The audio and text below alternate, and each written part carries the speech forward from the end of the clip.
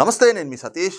7వ తరగతి పరీక్షా పత్రంలో తిరుమల లడ్డూ కల్తీ వ్యవహారానికి సంబంధించినటువంటి ప్రశ్న. ఇది ప్రస్తుతం ఏపీ రాజకీయ వర్గాల్లో కూడా కొంత చర్చనీయాంశంగా మారినటువంటి అంశం. మరి ఏమిటి 7వ తరగతి పరీక్షల్లో తిరుమల లడ్డూ కల్తీ వ్యవహారానికి సంబంధించినటువంటి ప్రశ్న ఏమిటి, దానిపైన చెలరేగుతున్నటువంటి వివాదం ఏమిటి అనే వివరాల్లోకి వెళ్తే, ఈ రోజున వైఎస్ఆర్ కాంగ్రెస్ పార్టీ మరి గుమ్మడికాయల దొంగ అంటే భుజాలు తడుముకునే చందంగా తయారైంది.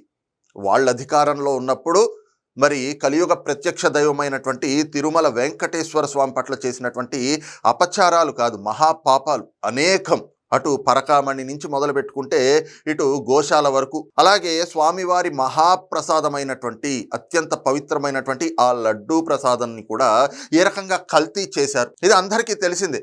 అయితే ఈ తిరుమల లడ్డూ కల్తీని ఈ వ్యవహారం పైన సుప్రీంకోర్టు కూడా సీరియస్ అయింది. ఒక సిబిఐని సిట్ని నియమించింది. వాళ్ళు దర్యాప్తు చేస్తూ ఉన్నారు. ఆ దర్యాప్తు కొనసాగుతూ ఉంది.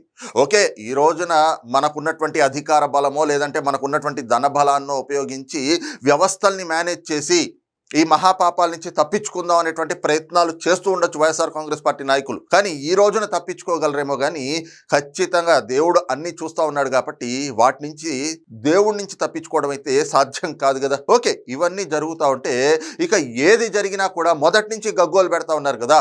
ఏదైతే తిరుమల లడ్డూకు సంబంధించినటువంటి కల్తీ నెయ్యి వ్యవహారం బయటకు వచ్చిందో అప్పటి నుంచి గగ్గోలు పెడుతున్న అంశం ఏమిటి, ఇది కేవలం రాజకీయంగా మమ్మల్ని దెబ్బతీయడానికి కూటమి ప్రభుత్వం చేస్తున్నటువంటి నిరాధారమైనటువంటి ఆరోపణలు అంటూ గగ్గోలు పెడుతూ వచ్చారు.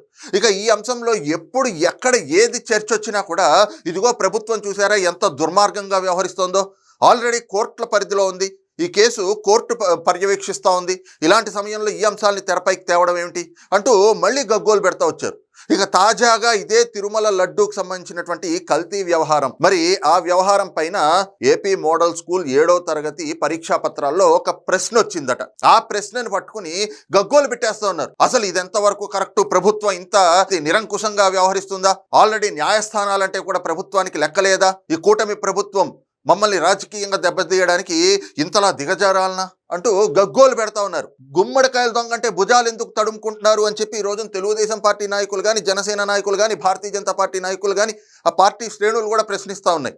అసలు ఏం జరిగిందో ఒకసారి చూద్దాం. ఇక వైఎస్ఆర్సీపీ ఫ్యాన్స్ అని చెప్పి వెంకటరమణారెడ్డి అట, ఆయన ఏదో పోస్ట్ పెట్టాడు. ఆ పోస్ట్ ఏమిటి చూడండి. ఏపీ మోడల్ స్కూల్ 7వ తరగతి పిల్లలకు లడ్డూ కల్తీ అంటూ 10వ ప్రశ్న. లడ్డూ వ్యవహారంలో మరోసారి దిగజారిన ప్రభుత్వం, లడ్డూ కల్తీపై 7వ తరగతి పరీక్షల్లో ప్రశ్న, లడ్డూ కల్తీ జరిగింది వాస్తవం అంటూ ప్రశ్న, సుప్రీంకోర్టులో విచారణ పెండింగ్ లో ఉండగా పరీక్షల్లో ప్రశ్న, లడ్డూ కల్తీ ప్రశ్నపై మండిపడుతున్న భక్తులు, ఉపాధ్యాయులు. ఎవరు మండిపడ్డారు? గుమ్మడికాయల దొంగ అంటే మీరు భుజాలు తడుముకుంటున్నారు కానీ ఆ ప్రశ్న ఏమిటి, ఆ ప్రశ్న ఏ సందర్భంలో వచ్చింది, దాన్ని ఏమని చెప్పేసి అని మీరు వక్రీకరిస్తున్నారు. అది ఇగో కింద ప్రశ్నాపత్రం కూడా పెట్టారు చూడండి. ఇందులో మీకు కనిపించకపోతే నేను మళ్ళీ ఆ ప్రశ్నాపత్రాన్ని కూడా పెట్టి చూపిస్తా. లడ్డూలో కల్తీ జరిగిందనేది యథార్థం, వాస్తవము, వెలికి తీయాలి. ఇందులో వాళ్ళు ఇచ్చినటువంటి యాచికాలు అంటే ఆప్షన్స్ ఏంటి అంటే లడ్డూ కల్తీ, వెలికి జరిగింది, యథార్థం, వాస్తవము, కల్తీ, వాస్తవము. ఈ ప్రశ్న ఏమిటి, అసలు ఈ ప్రశ్నలోంచి ఏం సమాధానం చెప్పమని చెప్పి ప్రశ్న ఇచ్చారు అంటే లడ్డూలో కల్తీ జరిగింది అనేది యథార్థం, వాస్తవము, వెలికి తీయాలి. ఇందులో సమానార్థక పదాలు ఏమిటి అని చెప్పి ప్రశ్న అడిగారు. మీకు క్వశ్చన్ పేపర్ ఇక్కడ క్లారిటీగా లేదేమో, మళ్ళీ చూపిస్తా. ఇగోండి 10వ ప్రశ్న ఇది. లడ్డూలో కల్తీ జరిగిందనేది యథార్థం, వాస్తవమును వెలికి తీయాలి. ఇందులో సమానార్థక పదాలు ఏవి అని చెప్పేసి కింద ఆప్షన్స్ ఇచ్చారు. ఆప్షన్స్ ఏమిటి?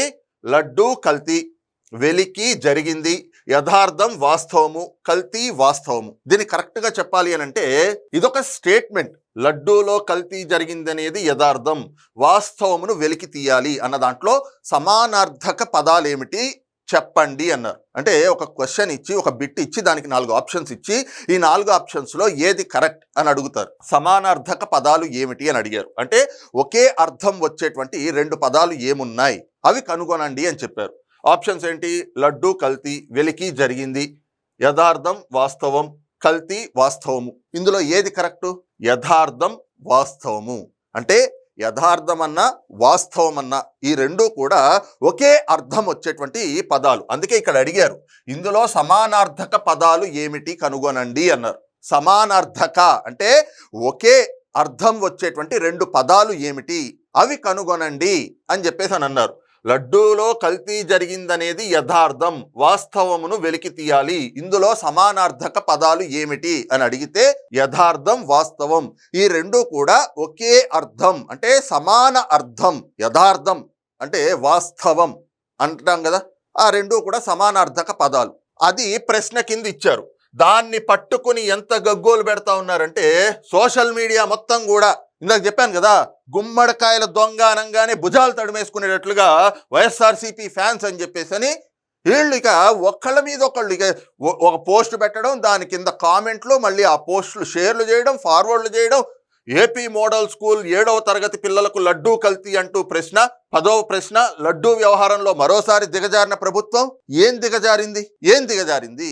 సమానార్థక పదాలు కనుగొనండి అని చెప్పి ఇచ్చారు. నిజంగా ఆ 7వ తరగతి కూడా పాస్ అవ్వనటువంటి వ్యక్తులు అయి ఉంటారు ఈ పేటీఎం కూలీలంతా కూడా. అందుకే ఆ ప్రశ్న ఏమిటి, అందులో వీళ్ళు అసలు ఎంత దుర్మార్గంగా అంటే అందులో ఏం రాశారు, ఇందులో సమానార్థక పదాలు కనుగొనండి అంటే దాంట్లో తప్పేముంది? దీన్ని ఏదో పెద్ద రాజకీయం చేస్తున్నట్లుగా, ఇది అసలు ప్రపంచంలో ఎప్పుడు జరగనట్లుగా, ఇంకా చెప్పాలి అని అంటే దీనికి ఆర్జ్యం పోసిందే మీరు కదా. ఎస్, వాస్తవమే.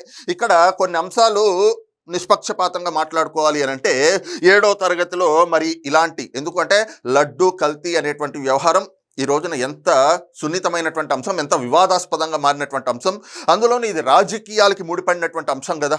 మరి దీన్ని తీసుకొచ్చి పరీక్షల్లో పెట్టచ్చా అని కొంతమందికి సహజంగా ఆ అభిప్రాయం కలగచ్చు. ఎస్, నేను కూడా పెట్టచ్చా పెట్టకూడదా అనేటువంటి అంశాలకు వస్తే అనవసరం అని అంటాను ఖచ్చితంగా. ఇలాంటి ప్రశ్నలు పెట్టడం ద్వారా సున్నితమైనటువంటి అంశాలు కాబట్టి, ఇవి వివాదాస్పదంగా మరింత మారతాయి కాబట్టి అనవసరం అని అయితే అంట. కానీ ఇక్కడ అసలు ఉన్నటువంటి ప్రశ్న ఏమిటి, దాన్ని వీళ్ళు చేస్తున్నటువంటి యాగి ఏమిటి? ఇంకా చెప్పాలి అని అంటే ఈ ప్రశ్న పెట్టడం పెద్ద అభ్యంతరకరం కూడా కాదు. ఎందుకంటే జగన్మోహన్ రెడ్డి చేసిన వాటితో పోల్చుకుంటే ఇది పెద్ద అభ్యంతరకరమైనటువంటి అంశం కూడా కాదు. ఎందుకంటే జగన్మోహన్ రెడ్డి తన రాజకీయం కోసం మనం చూసాం, ఏది ప్రభుత్వ పాఠశాలల్లో చదివే పిల్లలకి అమెరికన్ యాక్సెంట్ తోటి ఇంగ్లీష్ మాట్లాడే ఇది మేము తీసుకొచ్చామని చెప్పాడు.